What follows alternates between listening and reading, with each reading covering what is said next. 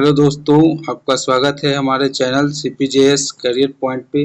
आज हम लोग इस वीडियो में बात करने वाले हैं जो आपका आगामी जो एग्जाम बिहार में जितना भी कॉम्पिटिटिव एग्ज़ाम आने वाला है, AEDO का एग्ज़ाम हो गया आपका, है ना। और बिहार का जो आपका बिहार SSC और बिहार SSC CGL और भी बहुत सारे फॉर्म अभी भरे जा चुके हैं। और जो भी ये क्वेश्चन है ये आपका BPSC का प्रीवियस ईयर सारा क्वेश्चन है जो कि बहुत बार एग्ज़ाम में पूछे जा चुके हैं। और यही सब क्वेश्चन जो है आपका AEDO, आपका बिहार SSC, ये सब में रिपीट होने वाला है। तो आपका अगर आप कॉम्पिटिटिव एग्ज़ाम का तैयारी कर रहे हैं किसी भी एग्ज़ाम का, तो ये आपके लिए बहुत ही महत्वपूर्ण है। और ये क्वेश्चन बार बार रिपीट किए जाते हैं। हमने ज्योग्राफी का ऑलरेडी 2 वीडियो बना चुके हैं, आप लोग उसको ज़रूर देखिएगा। और ये देखिए, आज हम लोग पॉलिटी का जो भी क्वेश्चन पूछा हुआ है आपको हम लोग यहाँ पे बताने वाले हैं। चलिए हम लोग स्टार्ट करते हैं हमारा पहला क्वेश्चन से। चलिए हमारा पहला जो क्वेश्चन है, देखिए यहाँ पे संविधान सभा और संविधान निर्माण का जो प्रक्रिया था उससे संबंधित प्रश्न है। पहला, संविधान सभा की प्रथम बैठक कब हुई है? तो ये हुई है आपका 9 दिसंबर 1946 को आपका संविधान सभा की प्रथम बैठक हुई है। यहाँ पे देखिए कुछ इंपॉर्टेंट फैक्ट है। 9 दिसंबर 1946 को भारतीय संविधान की प्रथम बैठक की अध्यक्षता जो किए थे, अस्थायी अध्यक्ष जो थे उस समय डॉक्टर सच्चिदानंद सिन्हा को बनाया गया था। और 11 दिसंबर को जब ये आपका दोबारा बैठक होता है 1946 को, तो संविधान सभा के जो आपका डॉक्टर राजेंद्र प्रसाद है उनको आपका अस्थायी अध्यक्ष नियुक्त किया जाता है। तो आपको यहाँ से यहाँ पे देखिए 2 प्रश्न बन जाते हैं। आपका 9 दिसंबर को पहला बैठक हुआ है 1946 को, और दूसरा आपका 11 दिसंबर 1946 को दूसरा बैठक हुआ है।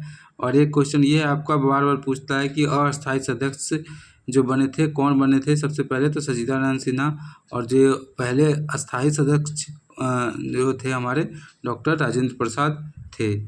चलिए अगला क्वेश्चन है हमारा, देखिए कि भारतीय संविधान को बनाने में कितना समय लगा था?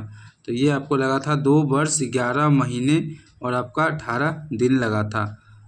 तो आपका यहाँ पर देखिए कुछ फैक्ट इम्पॉर्टेंट यहाँ पे है कि आपका जो आपका 9 दिसंबर को 1946 को हुई थी प्रथम बैठक, और ये आपका 26 नवंबर 1949 को जो है संविधान अंगीकृत किया गया था, 26 नवंबर 1949 को। चलिए आगे है, संविधान सभा 26 जनवरी के दिन लागू करने का निर्णय इसलिए लिया गया था क्योंकि क्या था इसमें से आपका कांग्रेस ने इस तिथि को 1930 में स्वतंत्रता दिवस के रूप में मनाया था। तो इसीलिए हम लोग 26 जनवरी को इसको क्या किए थे, लागू किए थे, संविधान आपका जो बनकर तैयार हुआ था। तो चलिए आगे बढ़ते हैं हम लोग। यही कारण था, 1930 को ही हम लोग क्या किए थे, कांग्रेस जो था वो आपको 1930 में स्वतंत्रता दिवस के रूप में मनाया गया था। चलिए आगे देखते हैं। यहाँ देख लीजिए कुछ इम्पोर्टेंट फैक्ट है। भारतीय राष्ट्रीय कांग्रेस ने लाहौर अधिवेशन 1929 में पूर्ण स्वराज की घोषणा की गई थी। ये पूछता है बार बार कि पूर्ण स्वराज की घोषणा कब की गई थी? तो आपका 1929 को की गई थी। और 26 जनवरी 1930 को स्वतंत्रता दिवस के रूप में मनाए जाने का संकल्प लिया गया था। आज़ादी के पूर्व 26 जनवरी को स्वतंत्रता दिवस के रूप में मनाया जाता रहा है, परंतु 15 अगस्त 1947 को स्वतंत्र हुआ है। चलिए आगे बढ़ते हैं अगला क्वेश्चन की तरफ। यहाँ देखिए कुछ और भी इम्पोर्टेंट फैक्ट है, हम लोग देख लेते हैं पहले इसको। उसके बाद यहाँ पे है 15 अगस्त को स्वाधीनता दिवस के रूप में मनाया जाने लगा, जबकि स्वतंत्रता प्राप्ति के पश्चात 26 जनवरी के तिथि को अविस्मरणीय बनाने हेतु भारतीय संविधान को पुनः 26 जनवरी 1950 को क्या किया गया, लागू किया गया है। तब से प्रत्येक 26 जनवरी को गणतंत्र दिवस के रूप में मनाया जाने लगा है। चलिए आगे बढ़ते हैं। आगे हमारा भारत का संविधान किसके द्वारा ग्रहण किया गया है? तो ये किया गया है आपका संविधान सभा के द्वारा। तो भारतीय का जो संविधान है संविधान सभा द्वारा अधिग्रहण किया गया है। संविधान सभा की प्रथम बैठक आपने ऊपर देखा है 9 दिसंबर 1946 को हुई थी, और आपका सच्चिदानंद सिन्हा को अस्थायी सदस्य बनाया गया था। 11 दिसंबर को आपको डॉक्टर राजेंद्र प्रसाद को अस्थायी सदस्य बनाया गया था। और ये देखिए 26 नवंबर 1949 को संविधान सभा ने भारतीय संविधान को अंतिम रूप से प्रदान किया और संविधान को क्या किया है, अंगीकार किया है। तो ये सारे जो डेट है ये इम्पोर्टेंट है, आप लोगों को ध्यान रखना है और मैं बार बार इसे रिपीट करूँगा तो आपको याद भी हो जाएगा। वीडियो ध्यान से देखिएगा। भारतीय संविधान को संविधान सभा द्वारा अंगीकृत कब किया गया था? तो ये किया गया था आपका 26 नवंबर 1949 को। ये देखिए बार बार रिपीट हुआ है क्वेश्चन। भारतीय संविधान का जो है उद्देशिका, जिसको प्रस्तावना बोलते हैं, में उल्लेख किया गया है जो, और 26 नवंबर 1949 को भारत के लोगों ने संविधान को अंगीकृत एवं अधिनियमित और आत्मसमर्पित किया। संविधान को अपनाने और उसके पूर्ण होने और पारित होने तथा इसके अंतिम रूप देने की तारीख 26 नवंबर 1949 को ही माना जाता है। इस दिन नागरिकता अंतकालीन संसद अस्थायी और संक्रमणशील उपबंध लागू हुआ था। चलिए आगे बढ़ते हैं अगला क्वेश्चन की तरफ।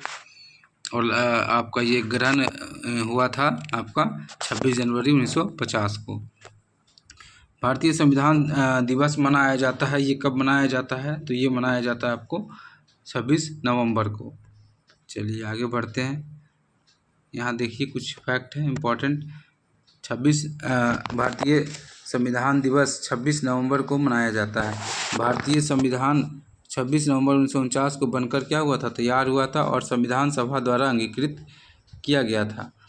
इसके कुछ प्रावधान इस दिन का लागू किए गए थे, जिसके फलस्वरूप इस दिन को संविधान दिवस के रूप में मनाया जाता है। जबकि भारतीय संविधान 26 जनवरी 1950 को पूर्ण रूप से लागू किया गया था।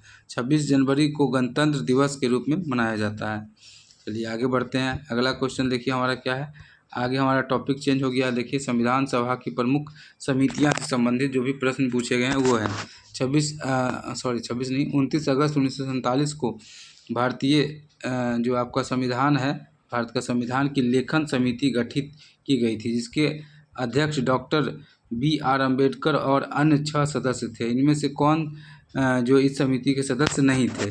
तो यहाँ पे जो आपका BR अम्बेडकर और 6 सदस्य, उनके अलावा यहाँ पे ऑप्शन में कौन नहीं है उस तो आपका हो जाएगा option number B, Jawaharlal Nehru जो थे इसके सदस्य नहीं थे। यहाँ देखिए इम्पोर्टेंट फैक्ट है, आप जरूर पढ़िए इसको। संविधान के संवैधानिक सलाहकार BN राव द्वारा तैयार संविधान के प्रारूप पर विचार करने के लिए 29 अगस्त 1947 को BR अम्बेडकर की अध्यक्षता में गठित लेखन या प्रारूप ड्राफ्टिंग कमेटी के अन्य 6 सदस्य थे। ड्राफ्टिंग कमेटी जो है इंग्लिश वर्ड है, आपका प्रारूप समिति के अध्यक्ष कौन थे? तो ये पूछता है तो डॉक्टर BR अम्बेडकर थे और इसमें 6 और सदस्य थे। देखिए यहाँ नीचे नाम दिया हुआ है। तो आपका गोपाल स्वामी अयंगार, कन्हैयालाल मणिलाल मुंशी, आपका अल्लादी कृष्णा स्वामी अय्यर और सैयद मोहम्मद और आपका BL मित्र एवं DP खेतान, ये 6 सदस्य थे ड्राफ्टिंग कमेटी में। तो इनमें से BL मित्र के स्थान पर PN माधव एवं DP खेतान की 1948 में जो मृत्यु हो जाने के बाद आपका TT जो है ना, TT कृष्णाचारी जो है इस समिति में शामिल किया गया था। जवाहरलाल नेहरू जो थे इसके सदस्य नहीं थे। तो यहाँ पे यही पूछा था कि कौन आपका ड्राफ्टिंग कमेटी के सदस्य नहीं थे, तो आपका जवाहरलाल नेहरू उत्तर हो जाएगा। चलिए आगे बढ़ते हैं। निम्नलिखित में से कौन संविधान सभा की व्यापार समिति के व्यवस्थापन से पहले अध्यक्ष थे? तो आपका इसका सही उत्तर हो जाएगा कन्हैयालाल मणिलाल मुंशी जो थे आपका व्यापार समिति के व्यवस्थापन के पहले अध्यक्ष थे। आपको याद रखना है, व्यापार समिति के व्यवस्थापन जो आपका कन्हैयालाल मुंशी थे। चलिए आगे बढ़ते हैं अगला क्वेश्चन की तरफ। अगला हमारा क्वेश्चन है संविधान का स्रोत से संबंधित प्रश्न है। देखिए यहाँ पे भारतीय संविधान के अनुच्छेद 14 में लिखा हुआ है कि कानून के समस्त समानता किस देश के संविधान से लिया गया है? ये आपका लिया गया आपका ब्रिटेन के संविधान से। यहाँ पे देखिए कुछ इम्पोर्टेंट फैक्ट है। जो आपका 14 क्या कहता है, भारत अपनी सीमा के भीतर किसी भी व्यक्ति को विधि के समक्ष समानता और कानून के समान संरक्षण से वंचित नहीं करेगा। इस प्रावधान की विशेष बात यह है कि नागरिक या विदेशियों के लिए समान रूप से लागू होता है। यहाँ जो है विधि के समक्ष समानता ब्रिटिश परंपरा आपका ब्रिटेन में लिखित संविधान नहीं है, वहीं से ली गई है। कानूनों के समान संरक्षण एवं अवधारणा अमेरिका के संविधान से ली गई है। आपका दो यहाँ पे है, एक है कानूनों के समान संरक्षण, अगर पूछेगा तो आपका अमेरिका का संविधान से लिया गया है। और आपका ये आर्टिकल 14 में जो लिखा है वो आपका ब्रिटेन के संविधान से लिया गया है। चलिए आगे बढ़ते हैं। स्वतंत्रता, समानता और भ्रातृत्व जो है की प्रेरणा कहाँ से आई है, तो आपका ये आया है आपका फ्रेंच क्रांति से। फ्रेंच क्रांति कब हुआ है, यहाँ पे ये भी पूछ देता है। 1789 ईस्वी में संपन्न फ्रांसीसी क्रांति निरंकुश अराजक राजतंत्र के विरुद्ध प्रतिक्रिया थी। इस क्रांति का सूत्र वाक्य जो था आपका स्वतंत्रता, समानता और भ्रातृत्व था। फ्रेंच क्रांति की प्रेरणा से यह विचार आया है, तो आपको याद रखना है। चलिए आगे बढ़ते हैं। अगला हमारा क्वेश्चन है, भारतीय संविधान में राज्य के नीति निर्देशक तत्व सिद्धांत की अवधारणा किस देश के संविधान से ली गई थी, तो आपका राज्य का नीति निर्देशक जो है आपका ऑप्शन नंबर ए हो जाएगा, आयरलैंड के संविधान से ली गई है। चलिए आगे बढ़ते हैं। यहाँ पे देखिए कुछ इम्पोर्टेंट आपका है, तो आप देख लीजिए, ये बार बार पूछे जाते हैं। आपका ब्रिटेन से देखिए क्या क्या चीज़ लिया गया है, तो आपका संसदीय सरकार, आपका विधि के का जो शासन है, एकल नागरिकता है ना, मंत्रिपरिषद और द्विसदनीय जो आपका विधायिका जो है वो आपका ब्रिटेन के संविधान से लिया गया है। आयरलैंड से देखिए आपका क्या है, राज्य के नीति निर्देशक तत्व सिद्धांत, राष्ट्रपति के निर्वाचन की प्रक्रिया, राष्ट्रपति के द्वारा जो है राज्यसभा के सदस्यों को नामित किया जाना, ये सब आपका आयरलैंड से लिया गया है। चलिए आगे बढ़ते हैं। आगे देखिए, आगे सारा इम्पोर्टेंट है, इसको बार बार आप रिपीट करिएगा एक बार वीडियो को, तो आपको याद हो जाएगा। संयुक्त राज्य अमेरिका जो आपका यूएसए है ना, यूएसए से आपका राष्ट्रपति का जो महाभियोग है आर्टिकल 61 में ये लिया गया है। राष्ट्रपति तथा उपराष्ट्रपति के कार्य, सर्वोच्च न्यायालय एवं उच्च न्यायालय के क्या है न्यायाधीश को हटाया जाना, मौलिक अधिकार फंडामेंटल राइट आपका, न्यायिक पुनर्विलोकन, न्यायालय की स्वतंत्रता, भारत संविधान की प्रस्तावना प्रियम्बल, सारा आपका यूएसए से लिया गया है। चलिए आगे देखते हैं। कनाडा से देखिए क्या क्या लिया गया है। परिसंघात्मक व्यवस्था, आपका ये संघात्मक जो व्यवस्था है वो आपका कनाडा से लिया गया है। केंद्र में निहित अवशिष्ट शक्तियाँ, केंद्र का बात कर रहा है वही संघ है ना, केंद्र सब में देखिए केंद्र संघ ये सब लगा हुआ है, तो समझ जाइए कनाडा। सर्वोच्च न्यायालय का सलाहकारी क्षेत्र, ये अलग है थोड़ा, सर्वोच्च न्यायालय का जो है सलाहकारी क्षेत्राधिकार जो आपका है कनाडा से लिया गया है। आगे है हमारा ऑस्ट्रेलिया से क्या क्या लिया गया है, तो ऑस्ट्रेलिया से देखिए क्या है, समवर्ती सूची, संसद में दोनों सदनों की संयुक्त बैठक जो आपका 108 आर्टिकल में के तहत राष्ट्रपति द्वारा बुलाया जाता है, तो और संयुक्त बैठक की अध्यक्षता कौन करते हैं, तो आपका जो लोकसभा है उसके अध्यक्ष जो होते हैं वही उसकी अध्यक्षता करते हैं, मगर बुलाता कौन है संयुक्त बैठक, तो आपका राष्ट्रपति बुलाते हैं आर्टिकल 108 के तहत, ये आपको ध्यान रखना है। और ये जो है दोनों का संयुक्त बैठक ऑस्ट्रेलिया से, समवर्ती सूची भी आपको याद रखना है। आगे है हमारा सोवियत संघ जो अभी वर्तमान में इसको रूस बोलते हैं, मौलिक कर्तव्य यहीं से लिया गया है। प्रस्तावना की अभिव्यक्ति, सामाजिक और आपका आर्थिक और राजनीतिक न्याय की अवधारणा जो है यहीं से लिया गया है। यूएसए नहीं, यूएसएसआर पहले बोलते थे, अभी इसको क्या बोलते हैं, रूस बोलते हैं, रसिया बोलते हैं। चलिए आगे देखिए, फ्रांस से क्या लिया गया, गणतंत्र का सिद्धांत, समता, स्वतंत्रता तथा भाईचारे संबंधी विचार प्रस्तावना में अभिव्यक्ति है। चलिए आगे देखते हैं, जर्मनी से क्या क्या लिया गया है आपका, तो आपातकाल है ना, इमरजेंसी, जर्मनी से आपका क्या लिया गया, आपातकाल के दौरान जो है अधिकारों का निलंबन। आगे देखिए दक्षिण अफ्रीका से क्या है, तो आपका राज्यसभा जो है के सदस्यों का निर्वाचन, संविधान संशोधन है ना, ये आपका दक्षिण अफ्रीका से लिया गया है संविधान संशोधन। इसी के तहत बहुत सारे अभी संशोधन हो चुके हैं। जापान से क्या लिया गया है, विधि द्वारा स्थापित प्रक्रिया की अवधारणा। इसको आप लोग बार बार रिपीट करके देखिएगा, आपको याद हो जाएगा।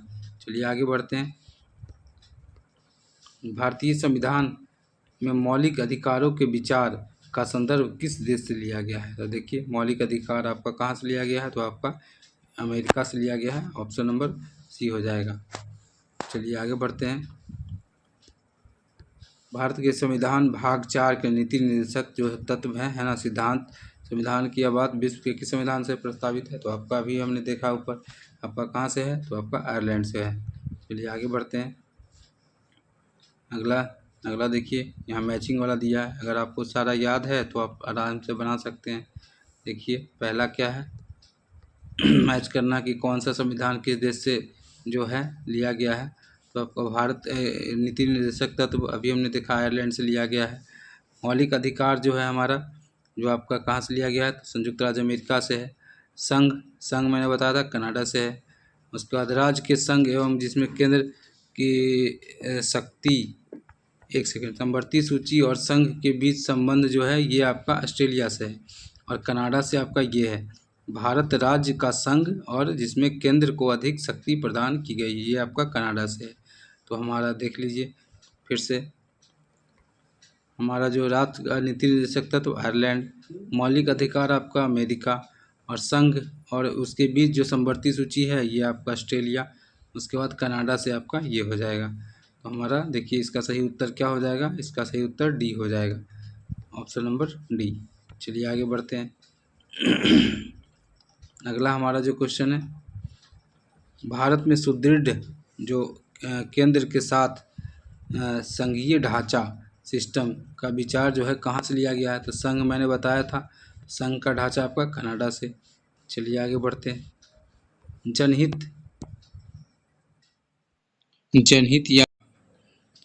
जनहित याचिका की धारणा किस देश से उत्पन्न हुई है?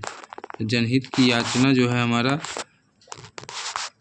कौन सा देश से है? तो ऑप्शन नंबर डी हो जाएगा, अमेरिका से। चलिए आगे बढ़ते हैं अगला क्वेश्चन की तरफ। जनहित याचिका को ही क्या बोलते हैं इंग्लिश में? PIL आपने बार बार सुना होगा। इसका फुल फॉर्म देखिए क्या है, पब्लिक इंटरेस्ट लिटिगेशन। PIL जो बोलता है कि हम लोग PIL दायर जो आपका कोर्ट में जो है ये याचिका दायर किया जाता है। तो PIL क्या है देखिए, मानवाधिकार और समानता को आगे बढ़ाने का व्यापक सार्वजनिक चिंता के मुद्दों को उठाने के लिए दायर की जाती है। भारत के जस्टिस PN भगवती को जनहित याचिका PIL का जनक माना जाता है। तो ये आपको याद रखना इनका नाम, PN भगवती। जो जस्टिस PN भगवती थे तो इन्हें को ही आपका PIL का जनक माना जाता है।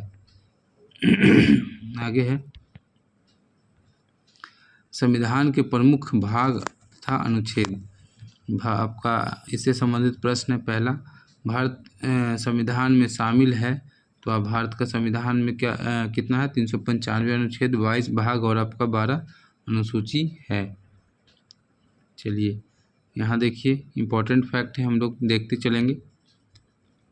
भारत संविधान के लगभग 450 से अधिक अनुच्छेद हैं, परंतु यह सभी मूल अनुच्छेद के साथ उपखंड क, ख, ग इस तरह से दिया हुआ है, जुड़े हुए हैं। संविधान के मूल भाग 22 हैं और अनुच्छेद 395 और अनुसूची 8 थी सबसे पहले जब संविधान बनकर तैयार हुआ था। संशोधन के द्वारा कुछ नए अनुच्छेद जोड़े गए और कुछ अनुच्छेद निकाले भी गए हैं।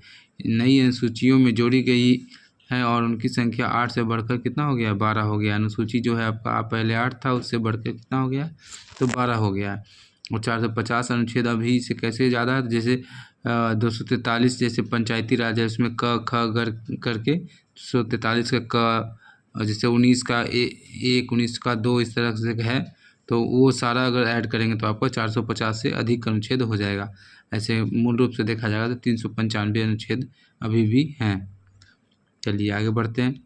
अगला क्वेश्चन है, भारतीय संविधान में जो है क्या है, कितने अनुच्छेद हैं, यही पूछ रहा है। तो ऑप्शन नंबर देखिए सी हो जाएगा। इसके अकॉर्डिंग आपका 400 से अधिक आर्टिकल्स अनुच्छेद हैं। यहाँ देखिए भारत संविधान में 400 से अधिक अनुच्छेद है। गणना की दृष्टि से 471 आपका 1 मई 2024 के अनुसार पहुंच गई थी, परंतु क्रमांक की दृष्टि से अभी भी कितना है, 395 अनुच्छेद ही हैं तथा सभी नए अनुच्छेद को मूल अनुच्छेदों के साथ क ख ग इस तरह से करके हमने ऊपर बताया है। और आपका भारत का संविधान में कितना भाग है, तो 22 भाग है, 395 अनुच्छेद है और आपका 12 अनुसूचियाँ हैं। चलिए आगे बढ़ते हैं। यहाँ 395 से अधिक यहाँ पे ऑप्शन के अकॉर्डिंग हम लोग को चलना था, क्योंकि 350 तो होगा नहीं, आपका 395 है तो आपका 400 से अधिक लेकर चल सकते हैं। चलिए आगे बढ़ते हैं। भारत के संविधान में वर्तमान में शामिल है, तो वर्तमान में आपका कितनी आपका धाराएं पूछ रहा है, कितनी धाराएं शामिल है। तो यहाँ पे देखिए इसका उत्तर जो है यहाँ नहीं दिया हुआ है। उपयुक्त प्रश्न का उत्तर व्याख्या यहाँ पे देखिए, यहाँ पे लिखा हुआ है इसमें से इसका डिटेल। एक सेकेंड,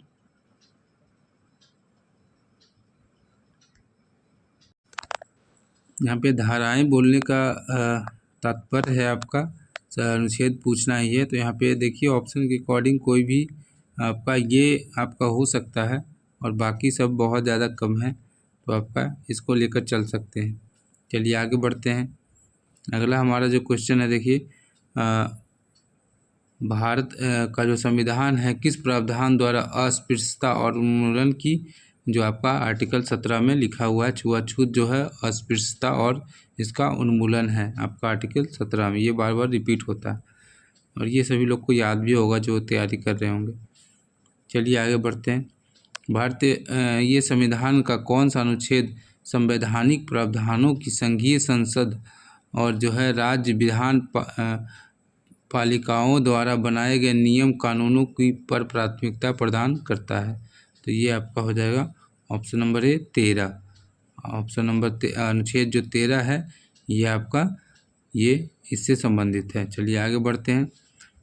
यहाँ पर देखिए लिखा हुआ भी है अनुच्छेद 13 में यह प्रावधान है कि संघ एवं राज्य में कोई ऐसा कानून नहीं बनाएगा जो भाग 3 की प्रदत्त मौलिक जो अधिकार को छीनता या न्यून करता हो। न्यून मतलब कम करता हो। यदि कोई कानून मौलिक अधिकार का उल्लंघन के लिए बनाया गया है तो वह कानून जो है उल्लंघन की मात्र 1 शून्य होगा। अतः अनुच्छेद जो है 32 है संवैधानिक उपचारों का अधिकार इससे संबंधित है। आपका 245 जो है आपका संसद और राज्य विधानमंडलों द्वारा बनाई गई विधियों का विस्तार है। अनुच्छेद जो आपका 326 है उसके अनुसार क्या है, लोकसभा और विधानसभा का निर्वाचन वयस्क मताधिकार का आधार पर होगा, इससे संबंधित है। चलिए आगे बढ़ते हैं। अगला देखिए हमारा भारतीय संविधान का जो है अनुच्छेद 300 किससे संबंधित है, तो 300 जो आपका है मुकदमे तथा कार्यवाही से संबंधित है। यहाँ देखिए भारतीय संविधान का अनुच्छेद 300 के अंतर्गत जो है वाद और कार्यवाही का उल्लेख है। अनुच्छेद 302 के जो है उसमें व्यापार वाणिज्य और समागम पर निबंधन अधिरोपित करने की संसद की शक्ति, और अनुच्छेद 76 जो है आपका महान्यायवादी जो है उससे संबंधित है। आपका ये सब इम्पोर्टेंट अनुच्छेद है, आपको याद रखना होगा। चलिए आगे है, किन अनुच्छेद के अंतर्गत जो है अध्यक्ष सदन में किसी भी सदस्य को उसकी मातृभाषा बोलने की इजाज़त दे सकता है, तो ये है आपका ऑप्शन नंबर सी, आपका अनुच्छेद 120 का 1 के तहत। जो आपका 102 का 1 के अनुसार जो है राज्यसभा का सभापति जो है सभापति अध्यक्ष अथवा उस रूप में कार्य करने वाले व्यक्ति किसी भी सदस्य को जो हिंदी या अंग्रेजी में अपनी पर्याप्त अभिव्यक्ति नहीं कर सकता है उसको जो है अपनी मातृभाषा सदन को संबोधित करने की अनुज्ञा दे सकता है। चलिए आगे बढ़ते हैं। चलिए आगे देखिए हमारा अनुसूचियां से संबंधित प्रश्न आ गया आपका। तो आपका ये मिलान करना है, तो ये आपका संघ सूची, समवर्ती सूची और आपका राज्य सूची जो तीनों का कितना विषय है वो आपका मिलान करना है। तो यहाँ पे देख लीजिए, इसका यहाँ पे आंसर दिया हुआ है। संघ सूची में कितना है, तो 97 आपका विषय है ना। और आपका अभी पहले इतना था, उसके बाद अभी वर्तमान में आपका 98 है। राज्य में स्टार्टिंग में कितना था, 66 था, अभी आपका घट गया 59 है। समवर्ती सूची क्या होता है, जिसमें राज्य और आपका संघ दोनों मिलकर काम करते हैं। तो ये आपका समवर्ती सूची का ये विषय हो जाता है। इसमें 47 प्रविष्टियाँ थी, वर्तमान में आपका 52 है। तो ये आपको वर्तमान वाला याद रखना है, 98, 59 और 52। चलिए आगे बढ़ते हैं। संघ वाला जो है आपका सिर्फ इसमें केंद्र जो है इसमें केंद्र के द्वारा आपका बनाया जाता है, जो भी नियम कानून है। चलिए आगे बढ़ते हैं। भूमि सुधार डैश जो है विषय है, किसके अंतर्गत आता है, तो ये आता है आपका राज्य सूची के अंतर्गत। तो ऑप्शन नंबर सी हो जाएगा। और इसमें कितना था आपका, अभी 59 है, पहले 66 था। चलिए आगे बढ़ते हैं। भारतीय संविधान के किस सूची में शपथ या शपथ पत्र प्रारूप दिए गए हैं, तो ये आपका दूसरा में है। चलिए आगे बढ़ते हैं अगला क्वेश्चन की तरफ। अगला हमारा है, देखिए यहाँ थर्ड शेड्यूल जो है वो उसमें क्या है, शपथ या शपथ पत्र का प्रारूप है। इसमें संघ और राज्य जो का मंत्री हैं अपने पद पर गोपनीयता की शपथ और संसद एवं विधानमंडल के निर्वाचन अभ्यर्थी, संसद, राज्य और विधानमंडलों के सदस्य, उच्चतम और उच्च न्यायालय के न्यायाधीश, जितने भी आपका महालेखा नियंत्रक, आपका महालेखा परीक्षक ली जाने वाली क्या है, शपथ से संबंधित सबका है। इसमें आपको ध्यान रखना है। शेड्यूल नंबर 2, निम्नलिखित में से कौन सा विषय जो है समवर्ती सूची में है, तो इसमें से आपका ऑप्शन नंबर बी जो हो जाएगा आपका समवर्ती सूची का विषय है शिक्षा। देखिए यहाँ पे इम्पोर्टेंट फैक्ट है आपका, भारतीय संविधान का जो संघीय ढांचा को मजबूती प्रदान करने के लिए विषय के जो है केंद्र और राज्य के बीच निश्चय दिया गया है। इन्हें महत्व के आधार पर संघ और राज्य और समवर्ती सूची में विभाजित किया गया है। शिक्षा प्रारंभ से आपका जो है राज्य सूची में शामिल था। स्टार्टिंग में कहाँ था, राज्य सूची में शामिल था, किंतु संघ एवं राज्य दोनों के लिए इसके समान महत्व देखते हुए आपका 42वां जो संशोधन हुआ अधिनियम 1976, उसमें 57 धारा द्वारा इसे समवर्ती सूची में डाल दिया गया है। चलिए आगे बढ़ते हैं। निम्नलिखित में से क्या संविधान की 11वीं अनुसूची में शामिल नहीं है, तो 11वीं अनुसूची में क्या शामिल नहीं है आपका, देखिए ग्रामीण जो खेल है वो आपका ये आपका 11वीं अनुसूची जो है उसमें शामिल नहीं है। बाकी जो है 11वीं अनुसूची में सारा शामिल है। पुस्तकालय, ईंधन और चारा, तकनीकी प्रशिक्षण जो है सभी इसमें 11वीं अनुसूची में शामिल है।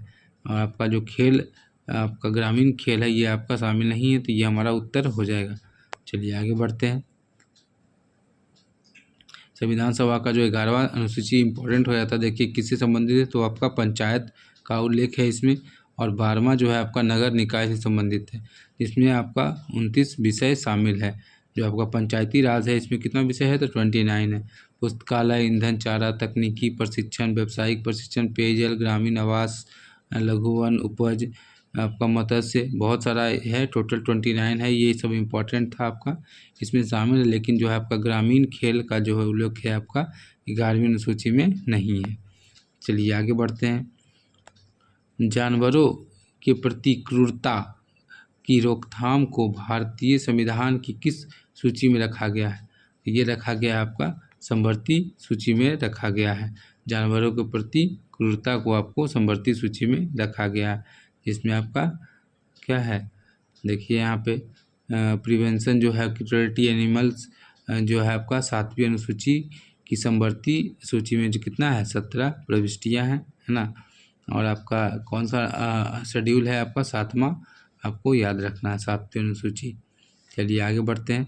भारतीय संविधान की निम्नलिखित अनुसूचियों में से किसमें राज्य की परिषद सीट के आवंटन का प्रावधान समाविष्ट है, तो आपका ये उत्तर हो जाएगा ऑप्शन नंबर डी। चौथा में जो है आपका क्या है, अनुसूचित में किसी भी राज्य परिषद में सीटों का क्या है आवंटन से संबंधित है।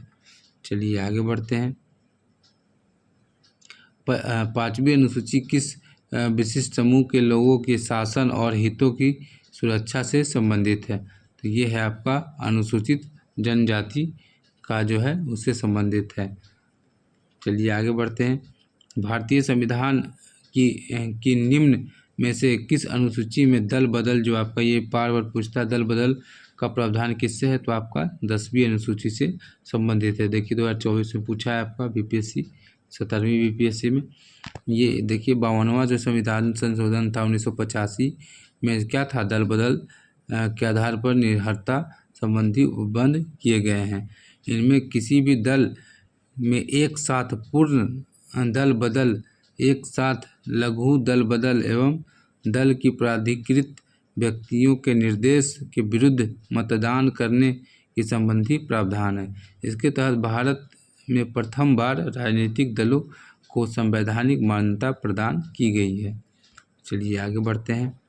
आपको 52वां संविधान संशोधन याद रखना है और आपका 10वां जो है उसमें 10वां शेड्यूल जो है आपका, इसमें आपका क्या है? दल बदल है।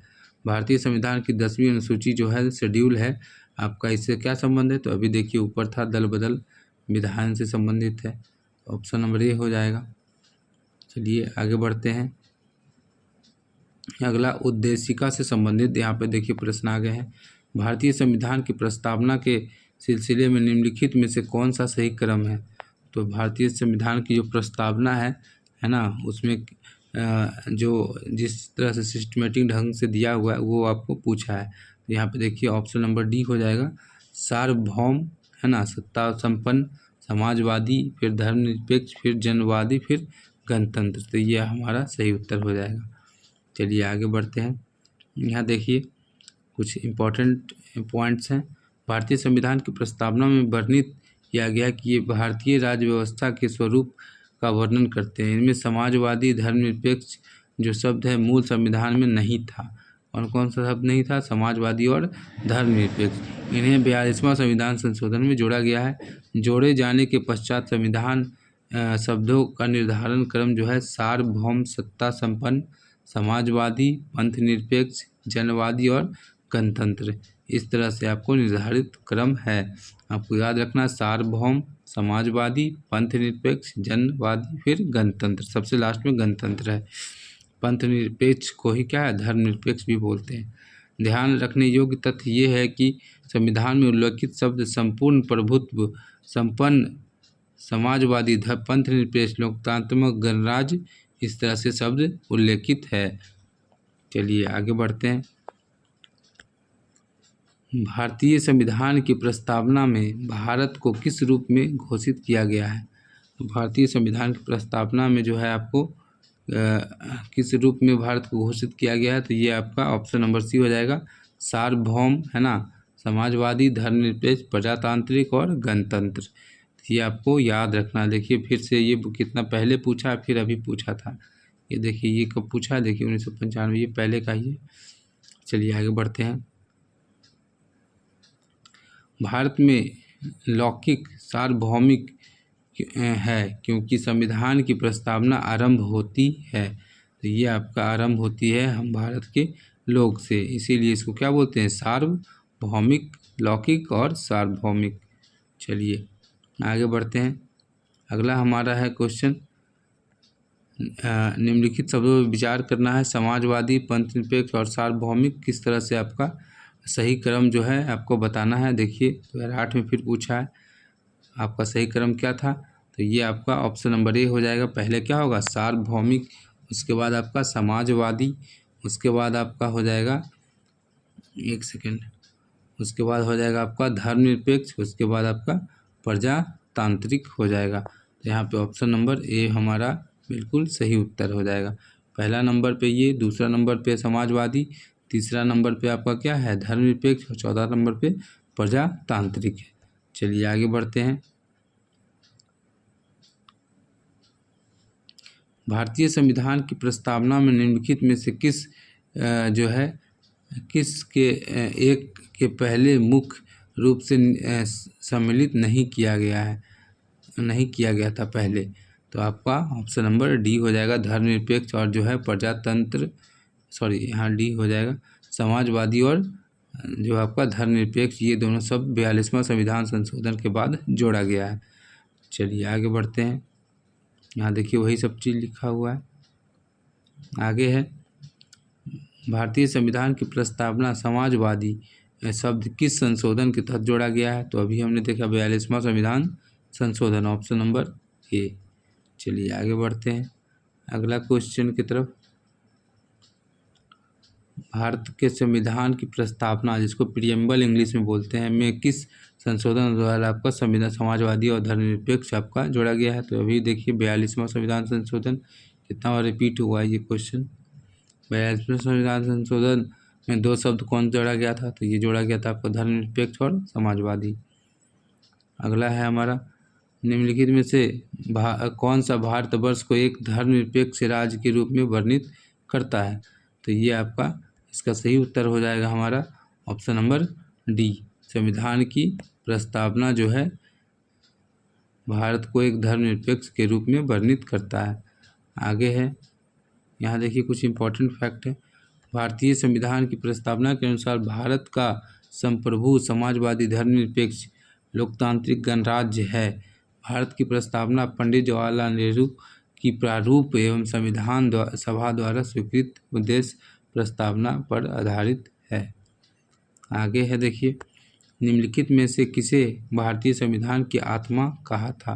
तो ये आपको किसे कहा था? तो ये आपका संविधान की प्रस्तावना को कहा गया है। भारत की संविधान में निहित प्रस्तावना को संविधान की आत्मा माना गया है और भारतीय संविधान की प्रस्तावना भारत के एक संपूर्ण प्रभुत्व संपन्न समाजवादी पंथ निरपेक्ष लोकतंत्र गणराज्य के रूप में घोषित किया गया है। चलिए आगे बढ़ते हैं। शासन प्रणाली से संबंधित प्रश्न है।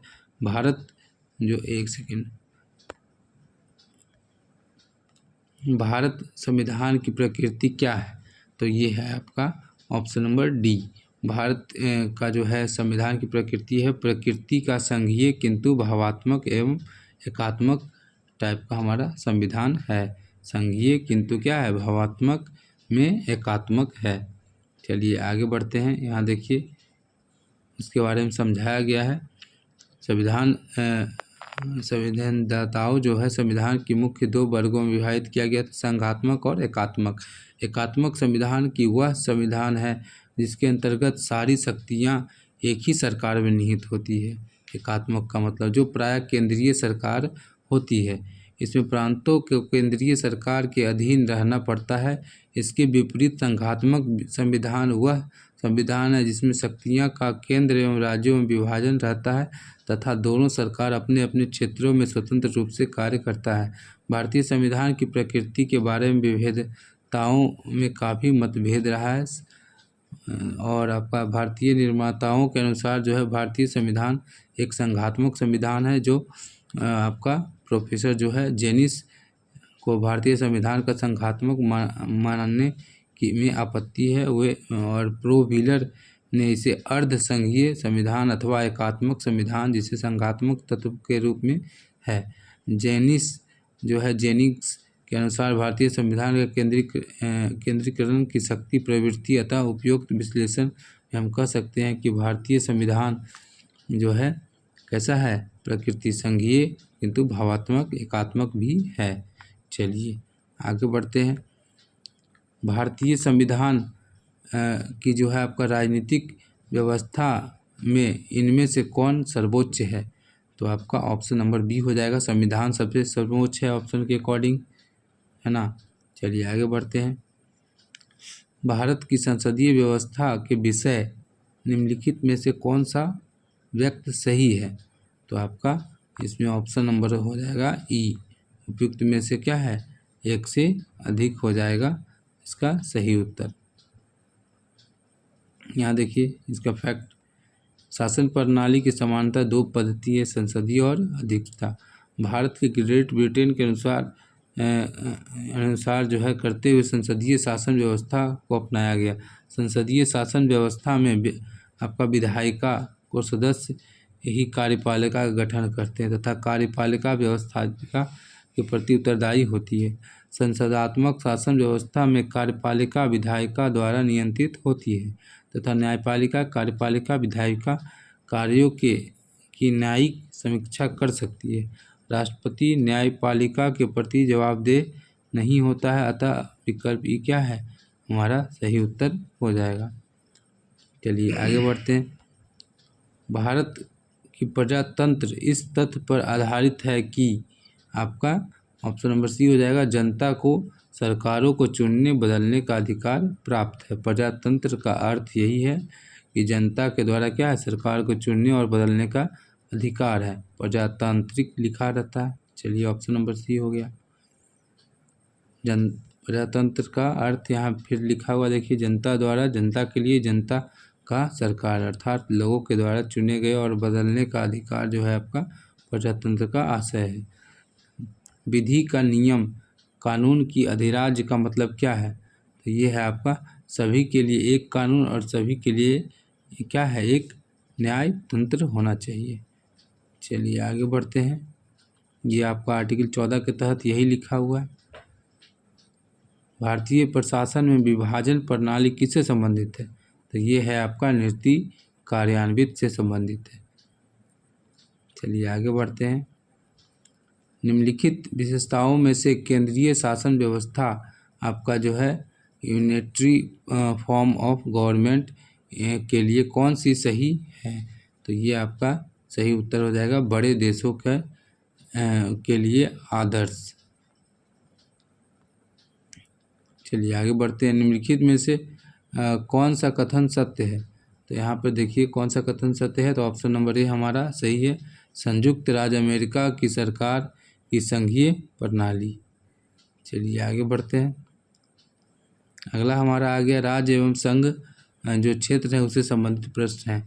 दिल्ली एक क्या है, तो दिल्ली एक हमारा केंद्र शासित प्रदेश है। तो इससे संबंधित देखिए यहाँ पे आगे है हमारा सिक्किम जो है भारत का एक राज्य बना है। ये कब बना है, तो ये बना है आपका ऑप्शन नंबर सी 35वां संविधान संशोधन के अंतर्गत सिक्किम में क्या बना है, राज्य बना है। 35वां संविधान संशोधन 1974, ये आपको याद रखना है, ये बार बार पूछता है। 35वां संविधान संशोधन 1974 के द्वारा सिक्किम को क्या है, भारत के आपका जो है एसोसिएटेड स्टेट के रूप में शामिल किया गया था। 36वां संविधान संशोधन अधिनियम 1975 द्वारा सिक्किम को 22वां राज्य जो है आपका पूर्ण रूप से राज्य का दर्जन दे दिया गया है। तो आपको 35वां संविधान संशोधन के द्वारा सिक्किम को क्या किया गया है, तो एसोसिएट स्टेट आपका संयुक्त राज्य बनाया गया था। और 26वां संविधान संशोधन जब हुआ है 1975 को, तो ये आपको ज़्यादा इंपॉर्टेंट है। आपका 36वां संविधान संशोधन के द्वारा आपको सिक्किम को पूर्ण राज्य, 22वां राज्य, ये भी याद रखना है, बना दिया गया है।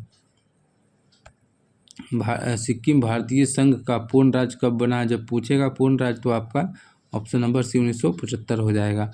और ऐसे 1974 आपका 35वां संविधान संशोधन को आपका एसोसिएट स्टेट बनाया गया था और 36वां संविधान संशोधन में इसको पूर्ण राज्य का दर्जा दे दिया गया 1975 को।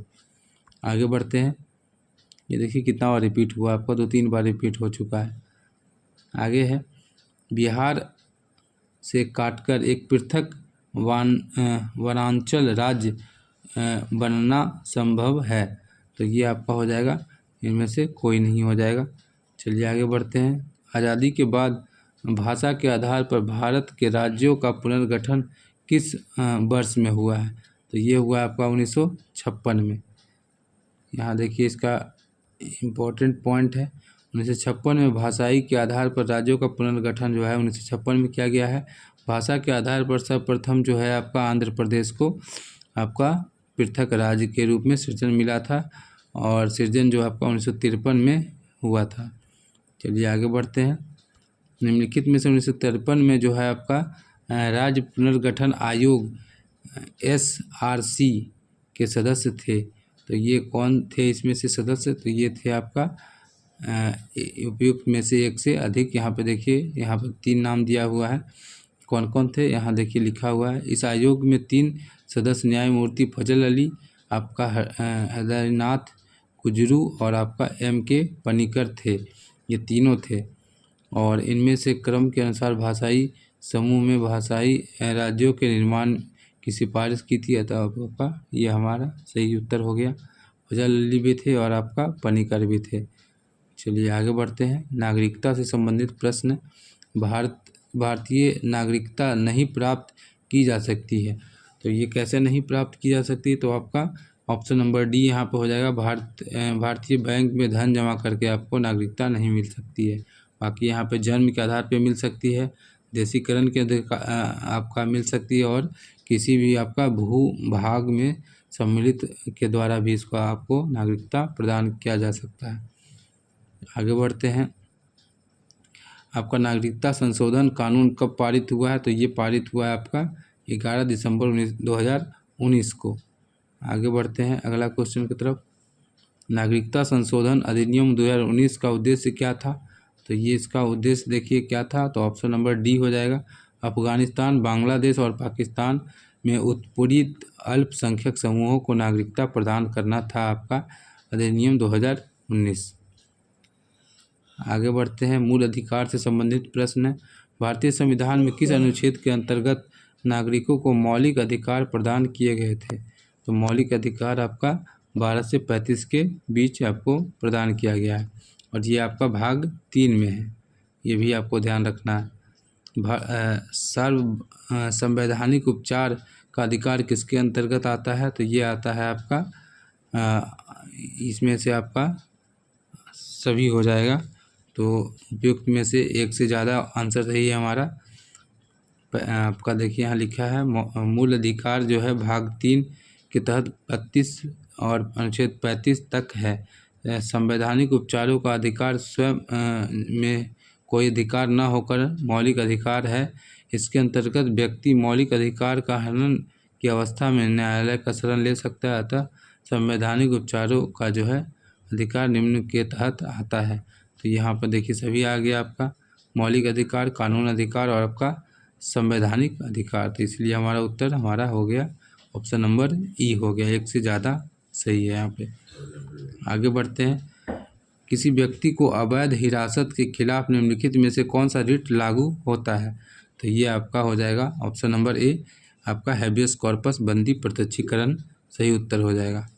बंदी प्रत्यक्षीकरण क्या है, देखिए यहाँ पे 32 के तहत आप अगर आपका कोई भी मौलिक अधिकार का हनन होता है तो आप 32 के तहत आप हाई कोर्ट जा सकते हैं और सुप्रीम कोर्ट जा सकते हैं, और आर्टिकल 226 के तहत आप हाई कोर्ट जा सकते हैं।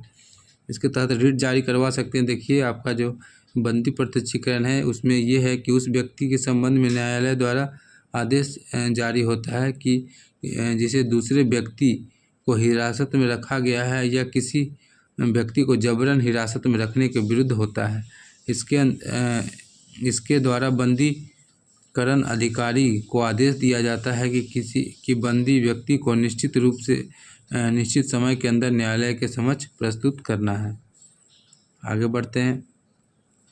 भारतीय संविधान द्वारा प्रदत्त निम्न में से कौन सा अधिकार गैर नागरिकों को भी उपलब्ध है, तो ये आपका हो जाएगा संवैधानिक निराकरण का अधिकार जो है आपको गैर नागरिक को भी क्या है उपलब्ध है, संवैधानिक निराकरण का अधिकार।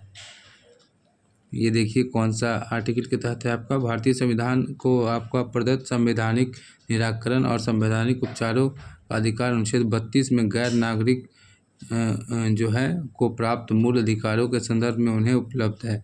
ज्ञातव्य है कि संविधान के अनुच्छेद 300 के तहत संपत्ति का अधिकार जो है अधिकार विधि के प्राधिकार के बिना व्यक्तियों की संपत्ति से वंचित नहीं किया जा सकता है, और आपका इसमें संपत्ति अर्जित करने का अधिकार जो मूल संविधान अनुच्छेद 19 का 1 के तहत नागरिकों को प्राप्त था, तो इसको अभी जो कि है आपका आर्टिकल 300 का क में डाल दिया गया है और इसको फंडामेंटल राइट से हटा दिया गया है।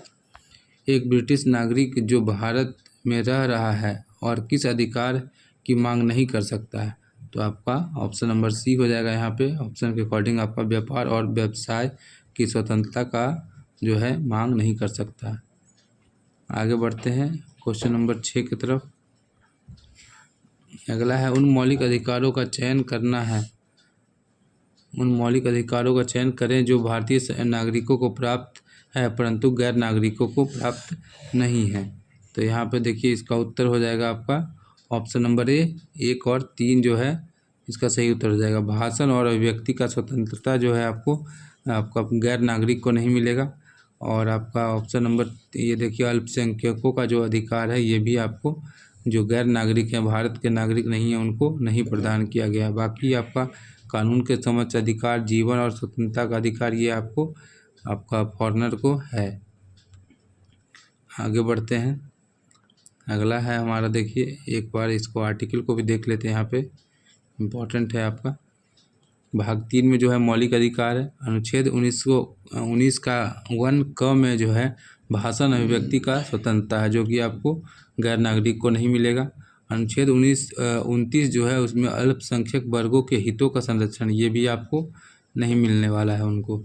मात्र जो है आपका भारतीय नागरिकों को प्राप्त है सिर्फ ये, और गैर नागरिक जो विदेशी है उनको प्राप्त नहीं है। जबकि अनुच्छेद 14 जो है कानून के समक्ष समानता का अधिकार, ये आपको उनको प्राप्त है। और अनुच्छेद जो 21 है जीवन और दैहिक स्वतंत्रता जो है संरक्षण, ये भी विदेशियों को प्राप्त है।